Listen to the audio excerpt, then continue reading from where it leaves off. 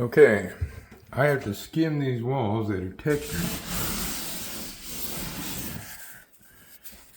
Now, I want to get it done quickly. So what I'm going to do, I'm going to skim it with 5-minute mud. Give it my first coat. Then I'm going to go back over regular mud. And I'll be done in no time. Anyway, let's get started.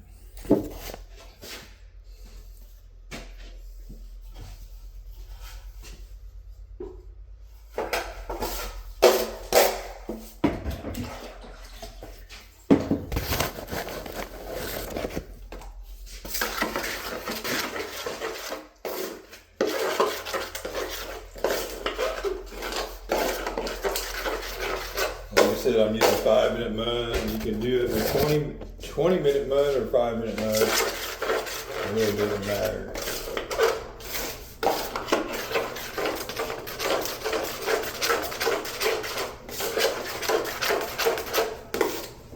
Point is, give it 2 coats quickly.